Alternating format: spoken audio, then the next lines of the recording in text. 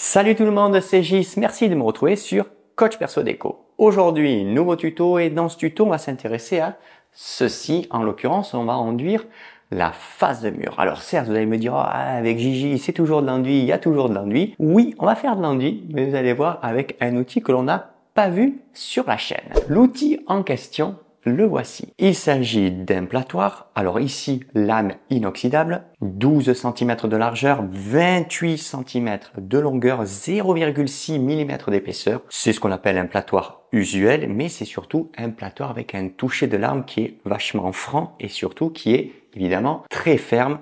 Ce type de platoir, ça permet clairement de charger et de faire ce qu'on appelle de la correction de support. On est évidemment sur une fonte aluminium, ça existe comme je vous l'ai dit depuis la nuit des temps, manche bois, on a même ce qu'on appelle les lames en acier carbone verni. Parfois les angles sont arrondis, abattus. Ici, vous voyez, c'est parfaitement symétrique.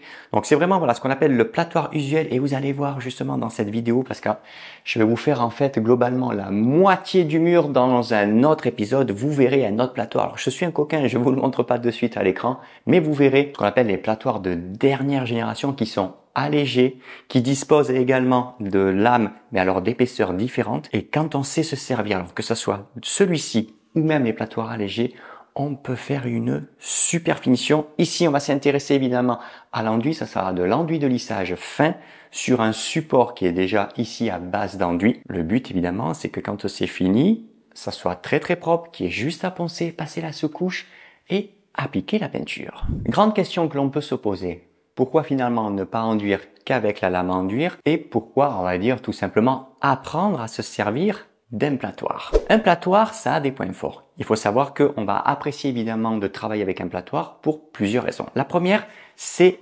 extrêmement mobile. Vous voyez, je le tiens à la main avec mon poignet, je peux faire des mouvements de rotation, je peux rentrer dans le support, revenir. Et évidemment, le gros avantage, c'est que je peux quasiment le poser à plat pour estomper des aspérités et ce qu'on appelle resserrer le grain de l'enduit. Quand on serre le grain de l'enduit, automatiquement, on va commencer à le glacer, voire même le ferrer. Quand on veut ferrer, par exemple, des enduits décoratifs, alors on ne le fait pas avec ce platoir de cette largeur-là, on va le faire avec un platoir, ce qu'on appelle décoratif, qui est plus petit. Mais on utilise des platoirs, par exemple, sur ce qu'on appelle des stucs, des marmoirinaux, tout ce qui est même, imitation stuc, parce qu'on peut avoir des imitations stick à base acrylique, on va travailler avec des platoirs finalement de forme et de taille différentes. Platoir, sa maniabilité, on va vraiment l'apprécier. Ferrer, glacer un support, c'est quasiment que lui qui sait le faire, puisqu'avec une lame à enduire, vous avez toujours ce qu'on appelle un talon, donc votre angle de travail diffère. Et également, le platoir, ce qu'on va apprécier,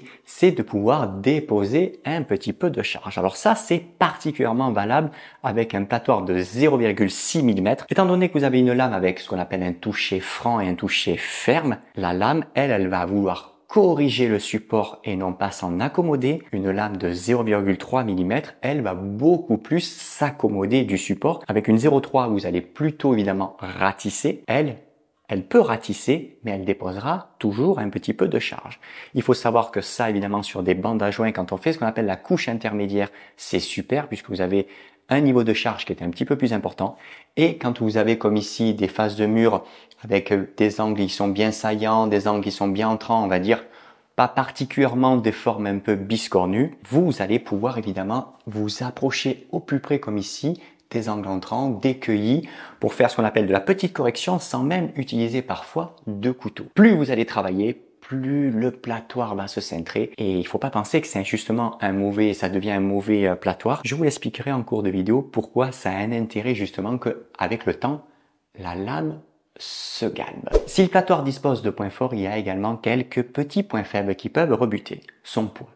Ici, on est sur un platoir de 28 cm de longueur. Il pèse 355 grammes. Alors, j'entends bien, il est sur une lame évidemment plus épaisse. Pour vous donner une idée, la Parfaite Lisse de chez l'outil parfait en 0,3 mm sur du 25 de longueur. On est globalement à 202-203 grammes. Ici, le platoir, vous voyez, on a les angles qui sont particulièrement saillants. Ils sont pas arrondis, ils sont pas abattus. Plus vous allez travailler, plus ça s'affûte. C'est vraiment des propriétés, on va dire, d'auto-affûtage sur le support, particulièrement avec une lame épaisse. Si vous faites pas attention que, vous laissez un peu les mains, on va dire, promener sur le support, vous êtes quand même capable de vous couper. Moi, ça m'est déjà arrivé. et ça va dire, ça, voilà, ça fait bobo. Hormis ces deux paramètres, vous allez voir, quand même, on fait vraiment un beau travail. Dans ce tuto, on va vraiment se consacrer au maniement du platoir. N'oubliez pas évidemment qu'il y a toujours des travaux préparatoires à faire au préalable. Parfois du lessivage si les murs sont peints et que vous êtes dans une cuisine par exemple ou une salle de bain. Si vous êtes sur des pièces sèches ou comme ici support brut, il y a du ponçage, il y a de l'égrenage également, donc avec un vieux couteau ou éventuellement une ponceuse, granulométrie du papier, généralement c'est le 120. Un bon petit dépoussiérage. Préparation de l'enduit au préalable, moi c'est de l'enduit de lissage qualité fine. Sachez qu'il y a toujours ce qu'on appelle un temps de repos respecté de l'ordre d'un quart d'heure à 20 minutes. Je prépare mes affaires et on passe à l'action. Je le dis que très rarement, mais si le contenu vous plaît, n'hésitez pas à vous abonner à la chaîne. Cela ne vous coûte rien et moi, ça me fait du bien. L'enduit est à point. On va commencer à détourer le périmètre. Alors attention, différence ici, je ne vais pas tout détourer, il fait chaud.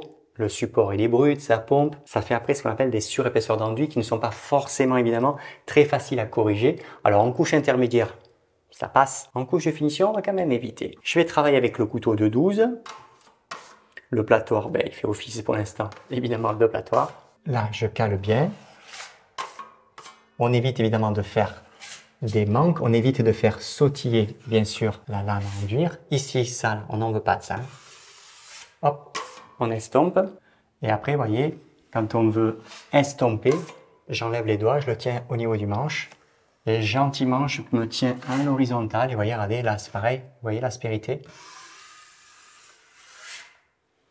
et j'estompe, voilà. Bien sûr, on nettoie les couteaux régulièrement.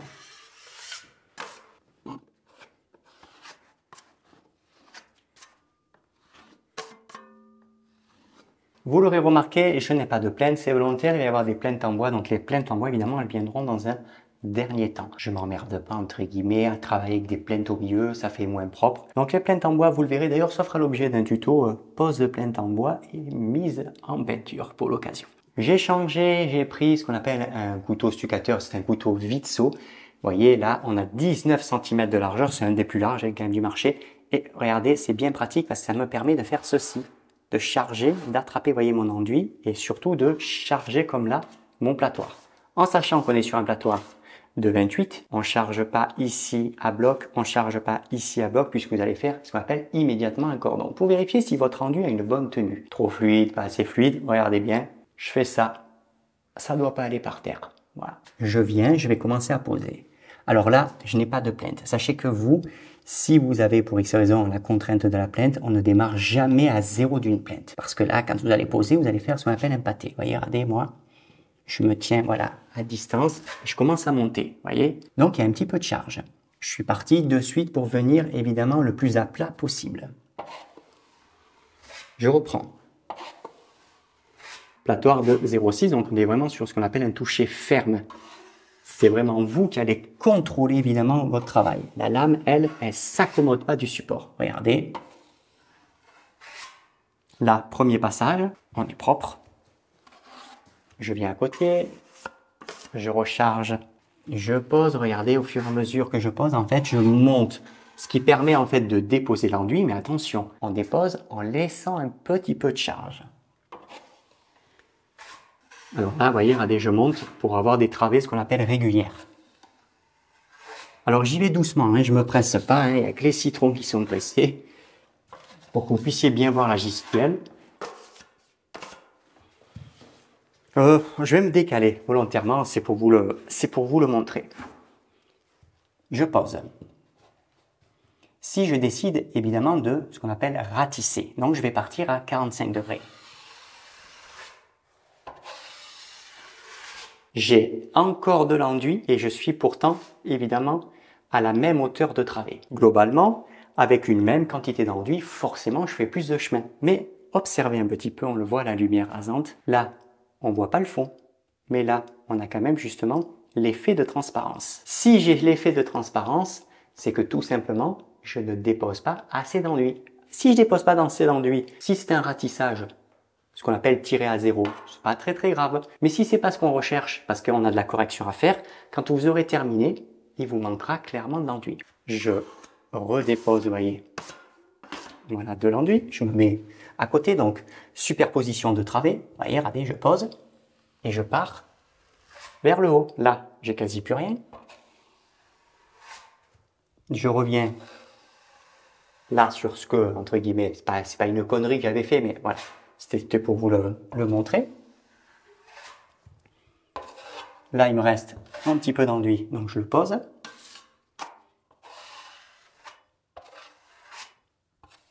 Et voyez comment je suis. Regardez, je travaille entre le 30 degrés et quasi à plat. Regardez, je vais pas trop vite, c'est pour vous le montrer. Et regardez un petit peu la finition.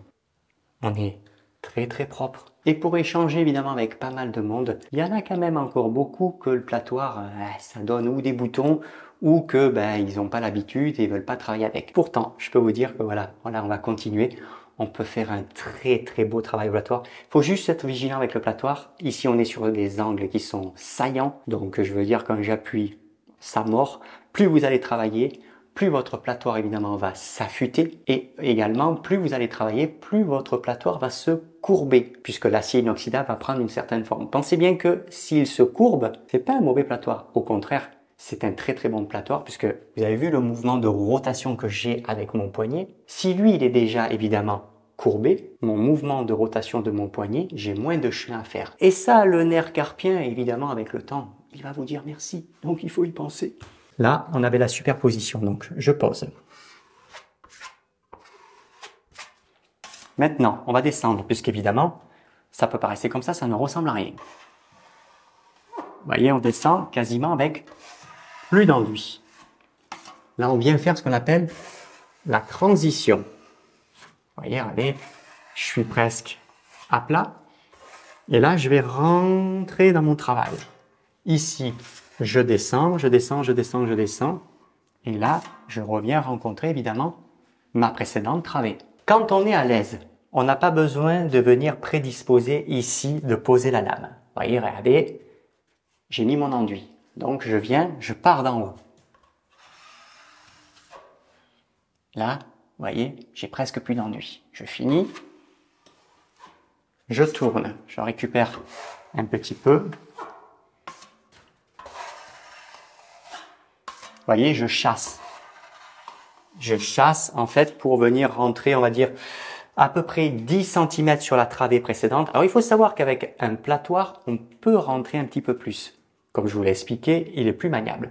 Une lame à enduire, là, comme j'ai à Parfaite Lisse ou même d'autres lames du marché, on rentre moins, on rentre à peu près 5 cm parce qu'après, on arrive à faire ce qu'on appelle rouler l'enduit. Ça, c'est un enduit qui commence déjà à mater, alors que lui, il est frais. Mais comme je vous l'ai dit, le platoir, c'est plus maniable. Voilà, le platoir, regardez, je pars, et c'est le poignet, hein, le poignet, voilà.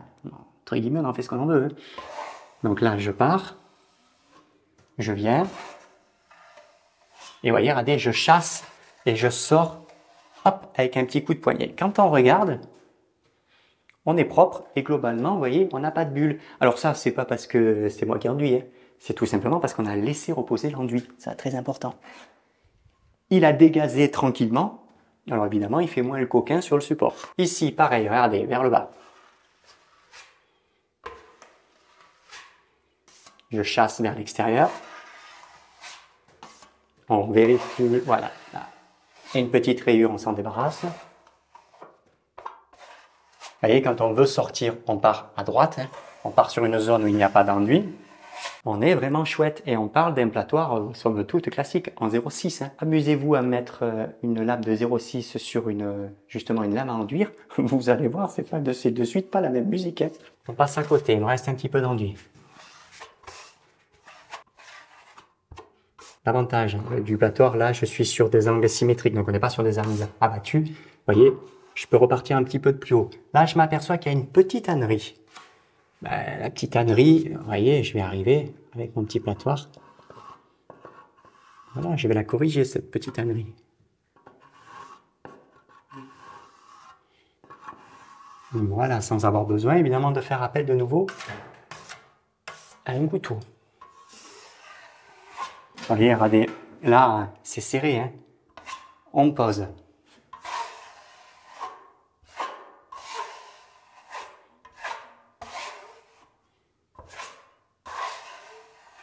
Si vous regardez de très très près, Regardez les aspérités, c'est très très léger. J'arrive presque, entre guillemets, à glacer le support. Et ça, c'est le travail du platoir. Et je vais dire, c'est le travail du platoir, évidemment, quasiment depuis la nuit des temps. Quand on sait bien s'en servir, on arrive à faire une super finition. La lame à enduire, je discute pas, hein, c'est super comme produit, mais le platoir, quand on sait bien le maîtriser, pour de l'enduit de lissage, je peux vous garantir que voilà, enduit de lissage fin et extra fin d'ailleurs, on fait un super truc. Je continue. Alors, vous l'avez remarqué, on tâche de faire évidemment des travées qui sont les plus propres possibles, plus facile évidemment à superposer l'enduit, plus facile également de ne pas partir en quinconce parce qu'après il faut rejoindre. Plus vous êtes décalé, plus le risque de faire des surépaisseurs d'enduit devient visible. Si vous restez régulier et que vous décomposez votre face de mur, vous allez arriver à faire un bon travail. Ici, vous voyez, allez, on part du principe, vous êtes un petit peu plus à l'aise, voilà, on reste, vous voyez, jonction de haut vers le bas. Si vous n'êtes pas à l'aise, vous faites comme j'ai fait le premier coup, vous partez du bas et vous remontez, puis vous redescendez pour faire ce qu'on appelle le chevauchement, la superposition. Sinon, vous partez vraiment d'en haut.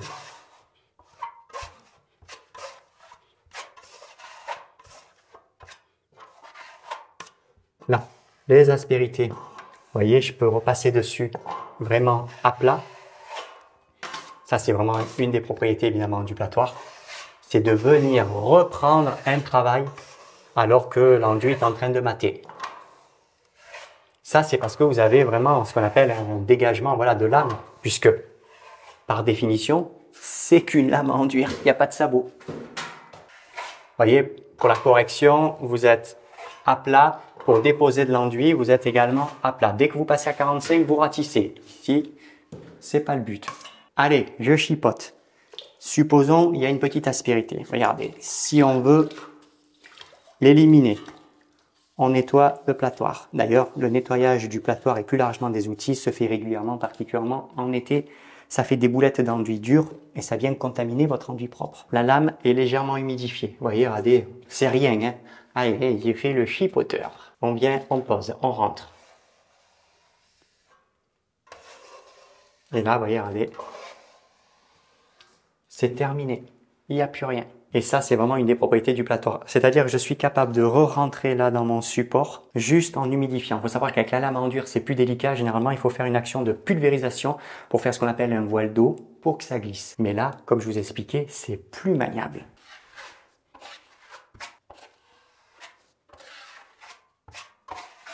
Je pose l'enduit.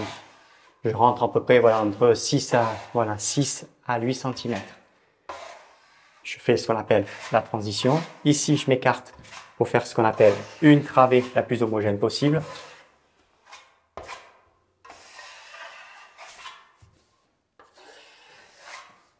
Je chasse ici, vous voyez, vers la droite pour sortir en fait de la zone enduite. Là, je peux y rentrer dedans. Je peux redescendre. Je remonte. Ici, regardez, je peux le prendre même quand on est à l'aise. Là, on vient, on est à cheval. On pose l'enduit, parce qu'on ne démarre pas évidemment avec un gros paquet. Là, je redescends. Je pose. Je viens, je superpose. Quand on superpose évidemment avec peu d'enduit. La jonction doit être propre. Notre enduit frais ne doit pas pouvoir décoller l'enduit qui est en train de mater. Très important ça. Voyez là, j'équilibre la travée.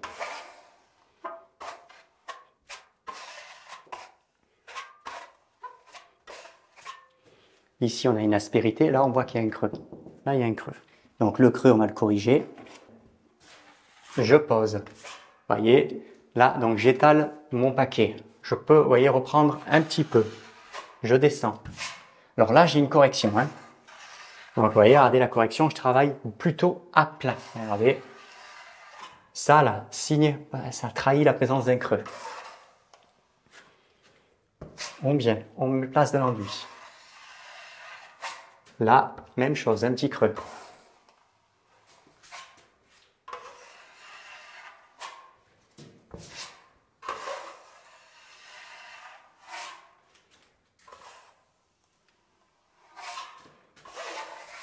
J'ai une aspérité en sortie de lame, ce qui signifie que entre mon travail d'ici et la présence de l'enduit là, ça signifie clairement qu'on a un décalage. Quand je viens, ça s'appelle talonner. Talonner en entrée ou talonner en sortie de lame, c'est sensiblement la même chose avec les lames à enduire. Ça veut dire que sur cette zone, l'enduit n'est pas correctement appliqué. Donc de là, on vient, vous voyez, je me débarrasse, le platoir est quand même propre.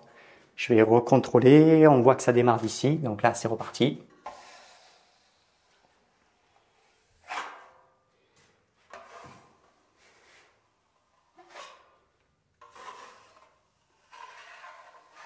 Vous voyez, j'y vais doucement.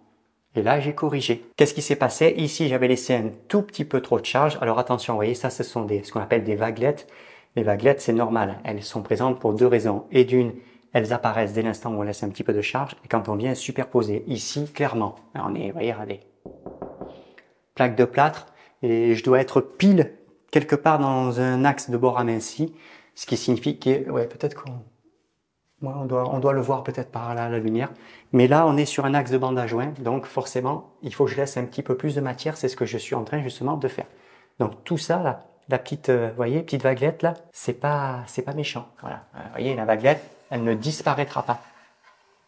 Vous voyez, je viens de repasser. Elle y est toujours. Mais c'est pas grave. Ça signifie que j'ai laissé de la charge. Et c'est très bien puisque, à cet endroit précis, on en a besoin. Je mets la lumière. Vous voyez le petit jour qui passe, là? Ben, c'est tout simplement, ici on a un petit enfoncement et c'est ce que je vous disais. Automatiquement, il faut charger un petit peu plus d'enduit.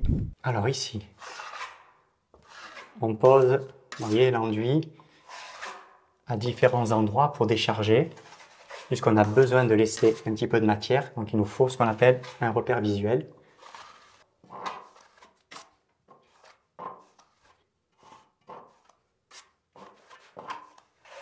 Là, même chose.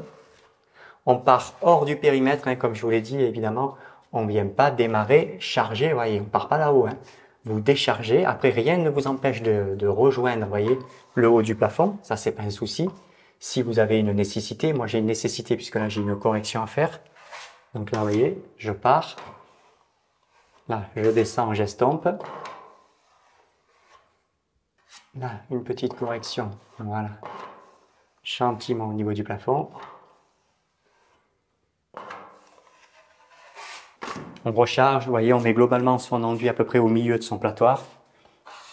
On pose, on monte.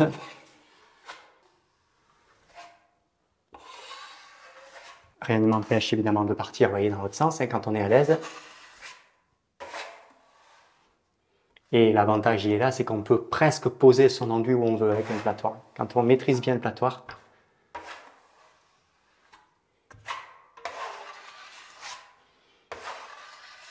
Vous voyez là, je récupère mon enduit, je viens faire la transition, ça c'est très important, donc la transition ici à gauche.